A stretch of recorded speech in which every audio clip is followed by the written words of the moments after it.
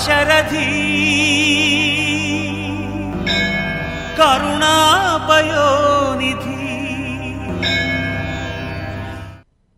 ఒక్కొక్కటి బ్రతుకు చూడండి, ఎప్పుడూ దైన్యమే. అంటే వాడి జాతకం అంటాం. మరి జ్యోతిషం నమ్మాలా? నమ్మి తీరాలి. లేకపోతే ఈ గ్రహములు, ఈ యోగములు మనం చూస్తున్నాం. అతి సామాన్యుడైనటువంటి వాడు బ్రహ్మాండంగా కుబేరుడు కావటం, కుబేరుడైనటువంటి వాడు పాతాళలోకానికి పోవటం, ఘనుని హరిశ్చంద్రు కాటికాపరి చేసే మురసుతో సార్వభౌమునిగా సలిపే, అలా రంతిదేవుని అన్నాతురుగా సలిపే, పేద కుచేలు కుబేరు చేసే, విప్రనారాయణుడు విటునిగా అనురించి. ఇవన్నీ మరి ఏమండి ఇంకో ప్రశ్న వేస్తారు, ఏమండి మరి అదే నక్షత్రం, అదే రోజు, అదే ముహూర్తం, అదే గడియ, వాడు అట్లున్నాడు వీటిలో ఎందుకున్నాడండి? దాన్ని ప్రాప్తం అనాల్సింది. ఇంకా మనం ఏం చెప్పలేం దానికి. అంటే దీన్ని మించింది కూడా ఏదో ఉందన్నమాట. అదే కర్మ. పైకి ఎట్లా అనిపిస్తుందంటే చూడటానికి అంతుబట్టవి ఇవి. ఈ సిద్ధాంతములు, ఈ గ్రహములు, నక్షత్రములు, యోగములు ఇవి అంతుబట్టేవిగా. అంతుబట్టేట్లయితే ఇట్లా ఉంటాము మనం. కాకపోతే శాస్త్రం ఉన్నది, భగవంతుడున్నాడు, జాతకములు అనేటువంటివి ఉన్నాయి, దశలు ఉన్నాయి, అంతర్దశలు ఉన్నాయి, యోగాలు ఉన్నాయి, మహాయోగాలు ఉన్నాయి, దరిద్రాలు కూడా ఉన్నాయి. ఓ అండజవాహ అంటే పక్షి వాహన గరుత్మంతుడా. మరి గరుత్మంతుడు ఏమిటో, ఆయన రెక్కలేమిటో, ఆయన వేగం ఏమిటో శ్రీకృష్ణదేవరాయలు వారు ఆముక్తమాంజలతో బ్రహ్మాండంగా చెబుతాడు. అట్లాగే నందితిమ్మన గారు అష్టదిగ్గజకులలో ఒకడైనటువంటి వాడు, మరి రాణిగారైనటువంటి చిన్నాదేవి గారితో అరణపుగా వచ్చి అందరికన్నా కూడా భోగభాగ్యాలను అనుభవిస్తూ ఉయ్యాల వల్ల లూగుతూ రామకృష్ణుడి తేట అప్పుడప్పుడు చమత్కారములైన చివాట్లు తింటూ. నిజంగా రామకృష్ణుడు ఉన్నాడా లేడా అది వేరే అంశం. మళ్ళీ ఉండటానికి వీళ్ళే నిజానికి, కానీ ఉన్నాడు, మనం ఉంచుకున్నాం. రామరాజభూషణుడు, తెనాలి రామకృష్ణుడు, సూరన నిజానికి కృష్ణదేవరాయల వారు పరిపాలిస్తున్న తరుణంలో ఉండటానికి వీలు లేదని నేను చెప్పడం కాదు, పరిశోధకులు చెబుతారు. అటువంటి పక్షివాహనుడైనటువంటి ఓ విష్ణుమూర్తి, ఇక్కడ శ్రీరామ, శ్రీరామావసుధా కళత్రుడు విరించిన్ పుష్పబాణాసునున్ గారామారగ కన్న తండ్రి త్రిజగత్ కళ్యాణ సంధాయి శృంగారాధీశుడు విష్ణుదేవుడు అంటాడు ఒక కవి. ఇప్పుడు రాముడన్నా కృష్ణుడన్నా విష్ణుమూర్తి. కృష్ణు విష్ణు సహిష్ణు జిష్ణు అంటాడు చూడండి పోతన గారు, అనిపిస్తాడు. అట్లా మనస్సులో నిన్ను నమ్ముకున్నటువంటి వారికి అయ్యా కొండల వంటి గొప్పవైన, కొండ దేనికి సూచిస్తాం మనం?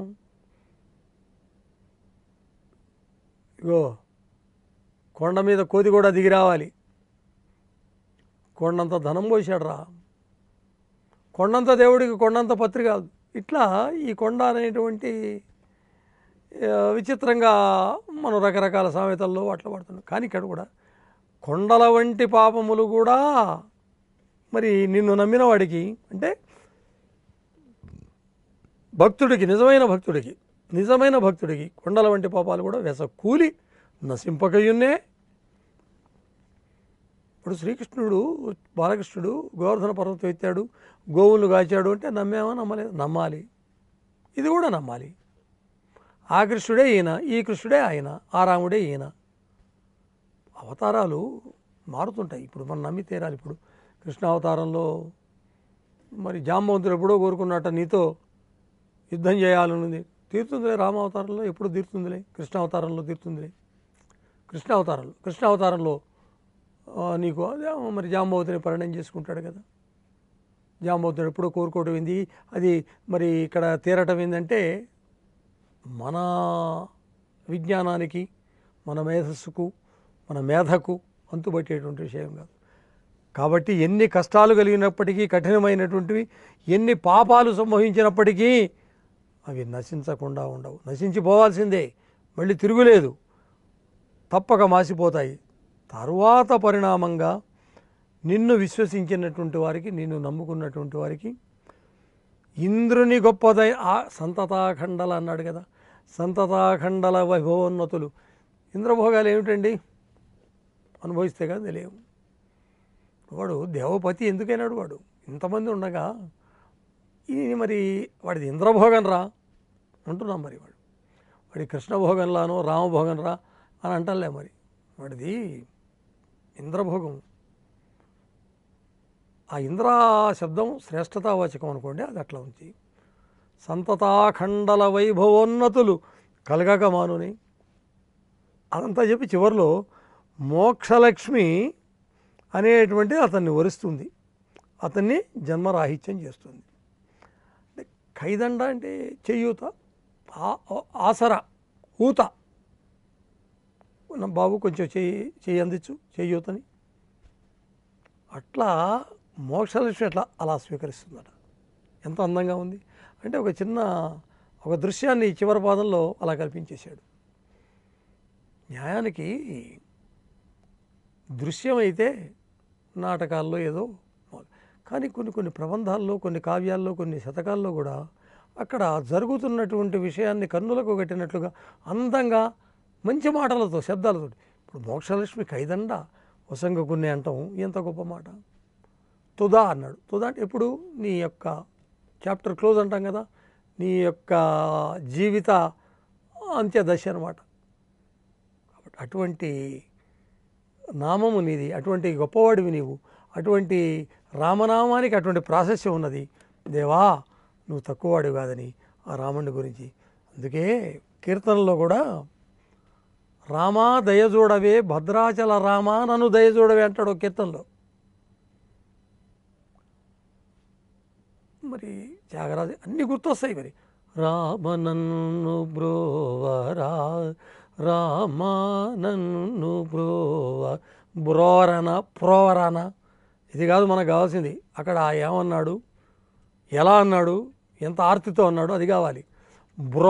బ్రోవ భరమా లేదా ప్రోవ భరమా, వ్యాకరణాలు, సమాసాలు, వైరి సమాసాలు, దుష్ట సమాసాలు, శబ్ద ఔచిత్యాలు, ఇది కాదు కావాల్సింది. భక్తుడైనటువంటి కవి చెప్పినప్పుడు అది ఆమోదయోగ్యంగా తీసుకోవాలి మనం. అంతేగాని అక్కడ కూడా వ్యాకరణాలు అవన్నీ చూడటం చాలా తప్పు, మహాపాపం. కాబట్టి దయార్ద్ర హృదయుడైనటువంటి దాశరథి కరుణాపయోనిధి, ఓ తండ్రి కొండల వంటి పాపాలని పోగొట్టేటువంటి వాడా, నాకు కూడా కొంచెం మోక్షలక్ష్మిని నేను అడగక్కర్లేదంటున్నాడుగా ఆయనే వచ్చి, రా ఆ జాబితాలోకే, అక్కడే ఉంటాము. ఎవడు పడితే వాడు స్వర్గానికి వెళ్తాడండి. చమత్కారాలకు ఏవో చెబుతుంటారు, అది వేరే విషయం. చమత్కారం చెప్పడం వేరు. ఎవడు ఏదో మాఖన్లాల్ చతుర్వేది చెప్పినట్టు ఒక మహాకవి, ఒక ప్రజాకవి హిందీలో, పువ్వు అనేది మన కరుణశ్రీ గారు పుష్పవిలాపాలు అది పక్కన పెట్టండి. నీకు ఎవరిష్టం, ఏమిటి ఇష్టం, ఎక్కడుంటావు, ఏమిటి అని అడిగితే ఒక పువ్వేమో నేను రాణిగారి అంతఃపురంలో ఆమె కొప్పులో ఉంటా, ఇంకో శృంగారపరంగా ఆమె ఒక వక్షస్థలం మీద ఉంటా, లేదా మహారాజు నన్ను ఎవరైతే ఆదరిస్తారో వాళ్ళ యొక్క తల మీద ఉంటా. ఇట్లాంటి ఒక పువ్వు ఎవడైతే ఈ దేశ స్వాతంత్ర్యం కోసం పోరాడి ప్రాణాలను త్యజిస్తాడో, అసువులను పోగొట్టుకుంటాడో, వాడి మృత్తిక మీద, వాడి సమాధి మీద మట్టి, అంటే అందరికి పోనీ మట్టి కాకపోతే వాడి గోరి పోనీ ఆ నేల, అక్కడ నేనుంటా. ఎంత గొప్ప భావన అంటే. పువ్వు ఏమండి, పువ్వు మాట్లాడుతుందా? జంతువులు మాట్లాడతాయా? ఇది కాదు. ఆ కవితావేశము, కవితా సౌందర్యము, భావన, ఔచిత్యము, అక్కడ ఆ సంఘటన ఒక పువ్వు చేత ఆ విధంగా. మరి ఎందుకు కరుణశ్రీ గారి పుష్పవిలాపం, అట్లాగే గోవిలాపము చాలామంది తర్వాత అనుకరణ చేసి రాశారు, చాలామంది పాడారు. గంధర్వ గాయకుడు ఘంటసాల వారు, మహానుభావుడు కరుణశ్రీ గారు, వాళ్ళిద్దరు మిగిలారు. కాబట్టి అయ్యా స్వామి, మరి అసలు ఇటువంటి ఇప్పుడు నేను చెప్పినటువంటి విషయాలు ఈనాటికి హరికథల్లో చెబుతున్నారు. చాలా గొప్ప గొప్ప పిట్ట కథలు అటు హిందీ సాహిత్యంలో, కన్నడ సాహిత్యంలో, తమిళ సాహిత్యంలో.